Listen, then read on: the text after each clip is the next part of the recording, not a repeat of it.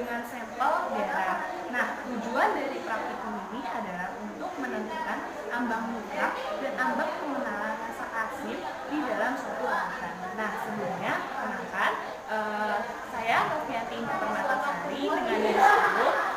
Saya Muhammad Danibus Praitno dengan NIM 18. Saya Yulandari dengan NIM 23. Nah, selanjutnya kira-kira gimana ya cara kerja pada praktikum kali ini?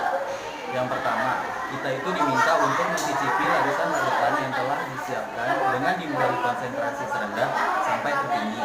Yang kedua, apabila pada suatu sampel kita merasakan sesuatu yang berbeda dengan air putih biasa dan belum mengenali jenis rasanya, maka berilah tanda X pada tempat yang telah disediakan.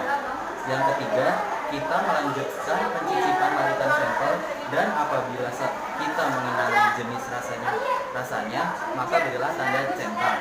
Yang keempat, saudara melanjutkan pencicipan larutan sampel dan apabila saudara mengenali jenis rasanya, maka berilah tanda centang. Yang keempat, kita terus melakukan pencicipan sampel dengan konsentrasi tertinggi. Yang kelima, isi kuesioner yang telah disiapkan untuk semua panelis di dalam kelompok kita. Yang keenam, hitunglah ambang mutlak dan ambang pengenalan untuk rasa manis dan asin. Lalu buat grafik serta persamaan regresi linier. Yang terakhir, kita harus minta paraf dari asisten pada lembar data yang sudah kita catat dan 2 lembar yang berisi data ini harus dilampirkan pada laporan.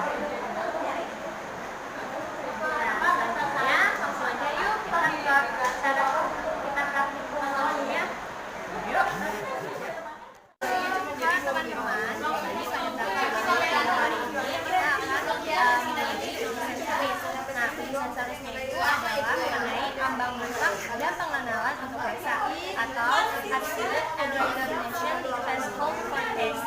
Nah, jadi ambang itu adalah batas kapasitas dan kemampuan sensoris mengenal suatu rangsangan.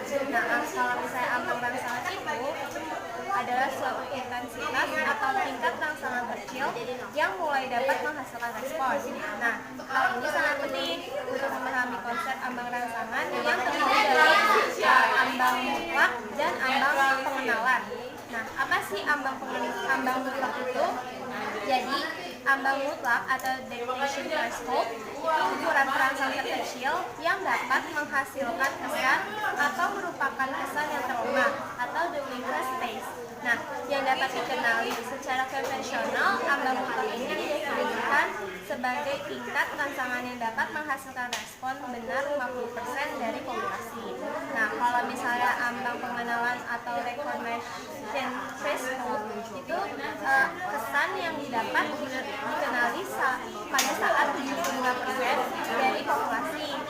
Nah, dalam praktek analisis ini ambang diperoleh dari nilai persentil 0,75 atau 75% respon. Pada hari ini kita akan menguji uji sensoris. Nah, bahan dasarnya itu kita akan menguji sensoris dengan larutan darah. Nah, di sini ada 4 sampel yang akan kita uji pada hari ini. Yang pertama itu 182 akan sebagai standar kita pada hari ini yang akan nantinya dibandingkan oleh ketiga sampel yang ada di sini. Yang pertama itu ada sampel 502, yang kedua ada sampel 274, yang keempat ada sampel 640. Nah, langsung saja yuk kita bandingkan dengan sampel 182. Jadi sebelumnya saya akan mencicipi dulu nih terlebih dahulu larutan 182. Bagaimana ya rasanya kira-kira?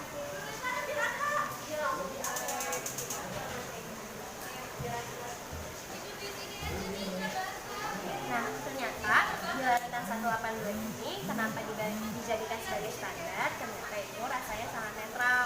Nah, rasanya itu kurang lebih seperti air putih. Nah, langsung aja yuk kita bandingkan ke larutan 502.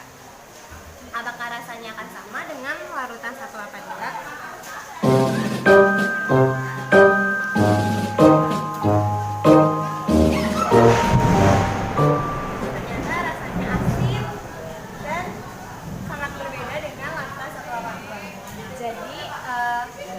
Larutan 502 itu sangat berbeda dengan 182. Selanjutnya kita akan berpindah ke larutan yang kedua, itu 274. Apakah rasanya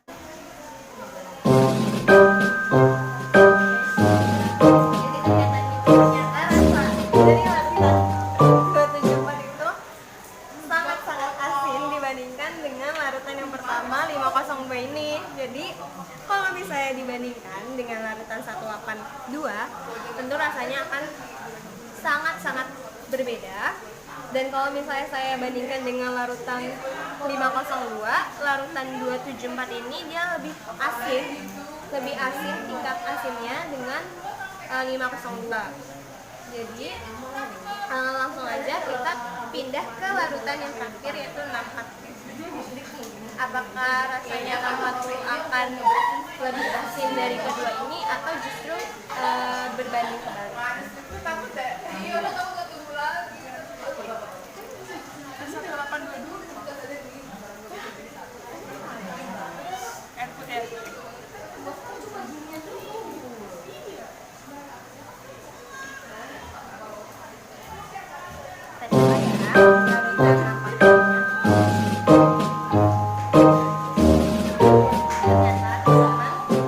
Rasanya itu sangat-sangat asin sekali dibandingkan dengan kedua larutan ini. Ternyata kalau misalnya diurutkan, larutan yang pertama, kedua, dan ketiga itu derajat keasinannya akan meningkat. Jadi pada saat dibandingkan oleh 182 itu sangat berbeda. Nah, kalau misalnya dibandingkan di larutan antara larutan 502, 274 dan 640, tingkat keasinannya itu semakin meningkat. Jadi dari ketiga ini yang paling asin itu adalah 640. Larutan yang kedua itu di antara